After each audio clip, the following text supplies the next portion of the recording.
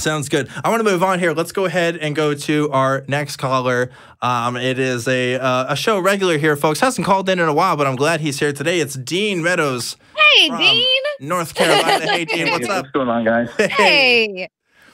What have you come to talk to us about today, Dean? So I have a question, and this is something that I'm studying now, and I want the other side's opinion, so to speak. Context. What do you mean by other side, Dean? For those who don't know who you are. Stop picking fights with Dean. He's such a nice person. I'm a theist, so you're not just a theist. You're a classically trained apologist at this point now. Yes, he is. Yeah. Don't do that to me. Okay, I always pick on Dean, but he's a great friend, and I always appreciate his company. But yeah, Dean, go ahead and tell us what you want to bring to the table. So, one of the things that I find interesting is the non-theist states. Some people do. They say, well, I guess if you're an atheist, you would believe that there's nothing supernatural. So when you come to things like that's not inherently true to the definition of atheism, but I know what you mean, so I'm going to let you. Yeah. So my question is, from a materialistic standpoint, and I don't know if either one of you would classify yourselves as materialists. How do you navigate something like what you were just talking about earlier with the guest, consciousness? Given that there does seem to be a difference between the mind and the body, specifically the brain. Great question, Dean. What a fantastic question. I love Dean's question. I know this is Dean likes to throw me questions. It's a thinker. It's a thinker. Gosh, I don't want to go first. Jen, do you want to go? No, I'm not going first with this. I'm not the religious debater here. Damn it, we know this. Okay, well, I guess. I'll tell you what my first thoughts are, like my first response, I guess, would be. And I guess that's kind of like what I said earlier. I have not observed a conscious being or consciousness without something physical being attached to it. I've never seen it happen. And so that leads me to believe that consciousness has a physical component to it, that its origins are in the physical. Do I know exactly how the brain chemistry works to produce a mind? No, I definitely don't. But I do know that people's consciousness is affected by material things like drug trips, okay? Our perception of reality is affected by the things we insert into our bodies. And that's a completely physical process that's happening there in our changes to our perception. So like I have to at least consider, if not entirely so, that consciousness is at least in part seated in physical reality. Well, I would agree that there's definitely a correlation between the two. I guess what I would appeal to would be something like law of identity. It's true of X is true of Y. Now, if you can find something that's not that is true of X but not true of Y, then they're different. So, like for instance, my point being. And I talked to Eric about this before on Talk Eden. If I was on an operating table and had to have brain surgery, number one, there wouldn't be much to operate on. Two, they could crack my head open and they could see the gray matter of my brain, right? But they couldn't see or access the thoughts that I'm having. They could register the chemical activity that's going on. But when I self-reflect and I have introspection, those thoughts are only privy to me. And I'm wondering how, from a materialistic standpoint, how that's accounted for. I got it. Dean, you play video games. You have a PS4? I have an Xbox. Jeez, okay, man, get out of my head. You play Red Dead Redemption? I have not played Red Dead. All right, Dead Redemption. I was playing some Red Dead Redemption today, right, Dean? All right, here's my point. Here's what I'm getting to. If you open up my PS4 right now, you can't find my save file doesn't look like it's there, right? I'm not experiencing the game when I'm looking at my PS4, but I still know that the program that plays Red Dead Redemption and its components are still all there, right? Now, it has to function a certain way. It has to go to a display with my TV, and I have to see it, and the inputs are affected by the controller, right? So we could say, our body is getting inputs all the time through the food that we eat and conversations that we have and things like that. And yeah, I agree. Like if you open up the PS4, it doesn't all look like it's there. And if you take certain parts out, the game is not going to work properly or whatever. But like, there's nothing there that believes me to say that Red Dead Redemption just like isn't real or isn't like there in some way. And much like the brain, if we took apart the PS4, very much like a computer hard drive, we won't see a lot of the time we won't see like the actual context of the game, but we'll receive data. Yeah. Which is exactly what we're seeing when we do go through the MRI and the CT scans when it comes down to the thought process. Yeah. What do you think about that, Dan? So walk me through again. So you're saying, in your PS2 or not PS2, PS4, I'm old. I actually have one of those, Dean. Don't worry. I'm there with you. Awesome. I actually got a stored Super Nintendo up in the attic. Of course you do. I believe that. Anyway. So walk me through the illustration again. So in the PS4, there's the housing group, I guess you could say, of parts, right? Is that what you're saying? Well, and then there's go ahead. And then there's a display that you have to go to. Well, I'm saying if you open up my PS4, you're not going to experience Red Dead Redemption. If you open up my body, you're not going to experience consciousness. Right. But when the PS4 is working, when all the parts are doing its thing, then you're going to experience Red Dead Redemption. And it's going to be awesome because it's Red Dead Redemption. But, like, that's kind of the point I'm making, right? Like, it has to function in a certain way. If you're taking things apart, like, you're not going to see Red Dead Redemption in all of its glorious 4K glory and awesome cowboy, Are you being paid for the sponsorship? No. Look, here's the thing. I got so much shit because I made fun of people who played D&D last week. So here's me nerding out on, this thing today. This is my redemption.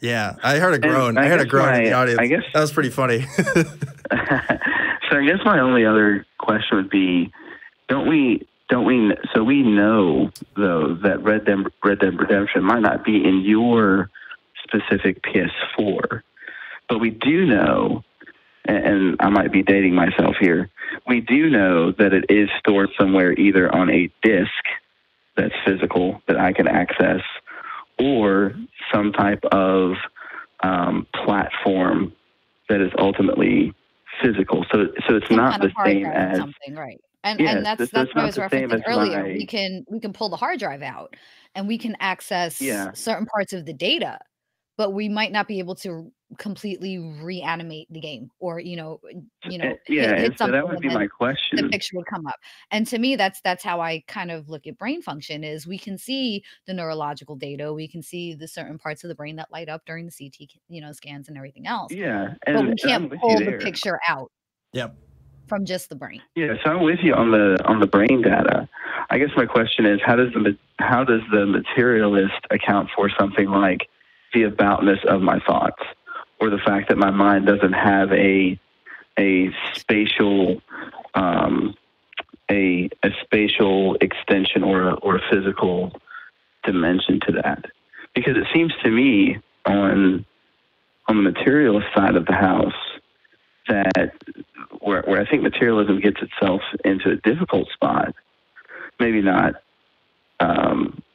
maybe it can overcome it, but it seems to me it gets to itself a difficult spot when it says that everything that is observed and everything is simply the product of, and this is just a general definition, matter in motion or matter in movement. Sure. So it seems to me that it would have to account for something like the aboutness of thought, account for the mind not being spatially extended or having a physical location, And it seems to me that's a difficult Red Dead obstacle to overcome. Going back to this is a really good. Hold on, let me touch on that materialism thing.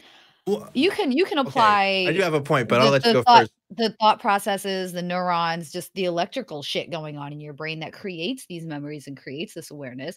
You can attribute that to movement within the brain. So how does a neuron firing account for self-reflection? So you're making I think this is a fallacy. I think this is a what's the name of the sand pile fallacy? What, you know what I'm talking about? Where the heap fallacy, right? I'm Googling. Right, heap fallacy. So it's like if we're talking about what constitutes a heap of rice, you know, like and if you take one rice out, is it still a heap? And then you keep going and you keep going, and you know, you can't identify the point. So therefore, like, you know, you can't identify the point where a heap stops becoming a heap. So therefore, a heap doesn't exist, right? But like that's not necessarily true. I want to go back to my point with the Red Dead Redemption thing, right?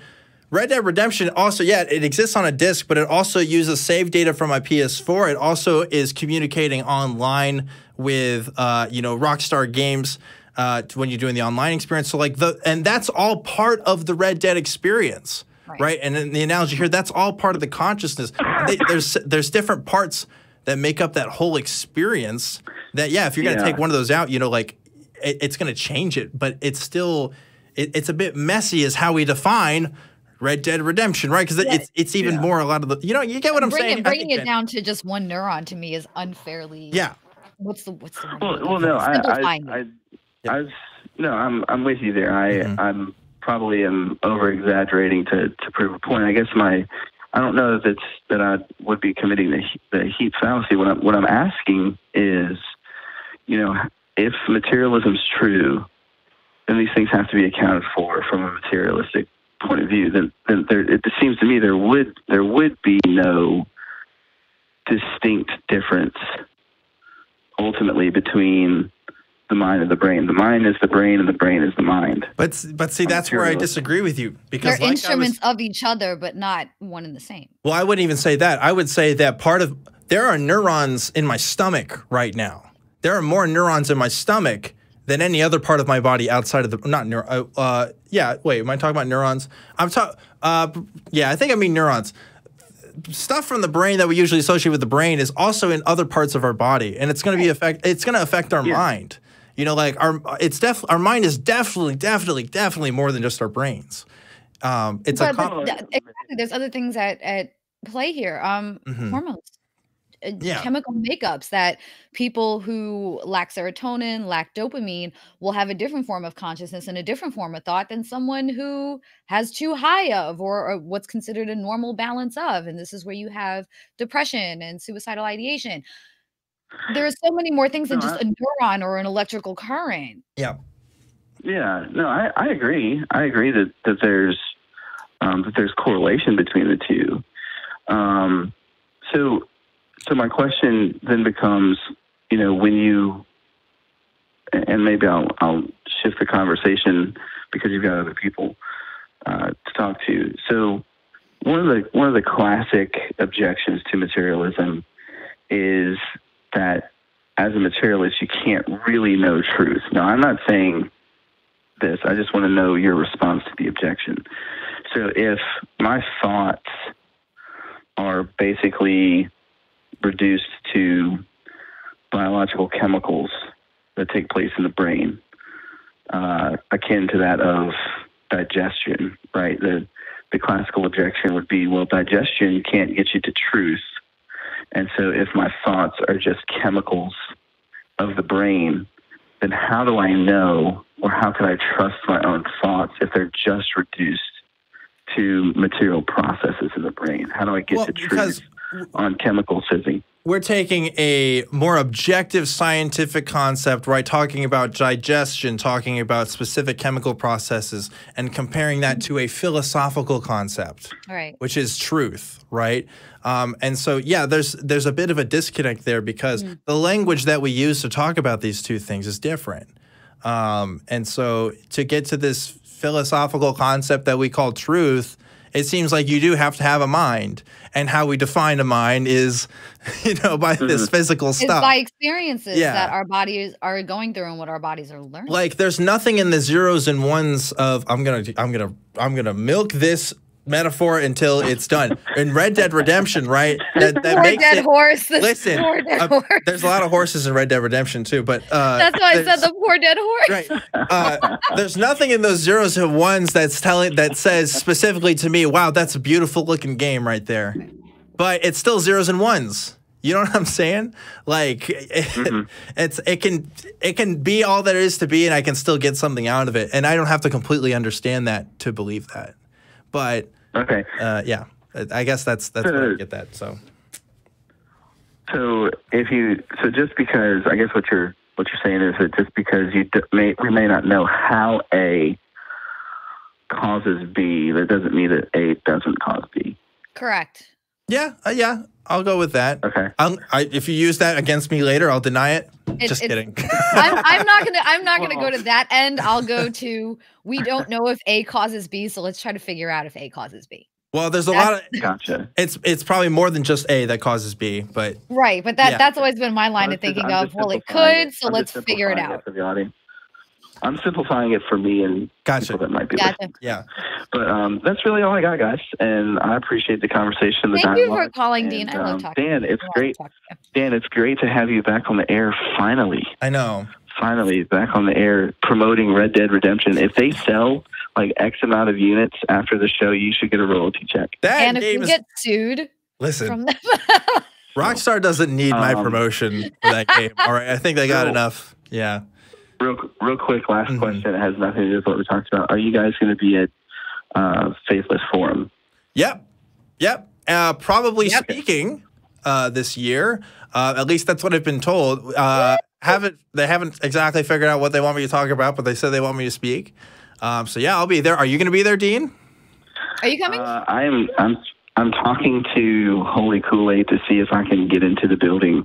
He said so far it seems like I'll be able to go if I don't cause a ruckus, which, you know me. Listen, if we can let Ocean into the building, I'm sure we can let you. I'm going to be around. There's going to be plenty of ruckus to be had. No one else is going to get to have any more ruckus but me. That's true. No, if they'll let me in, I'll be there. So, cool. Awesome. All right, Dean. Thanks again for calling in. You take care. Yeah, thanks for talking.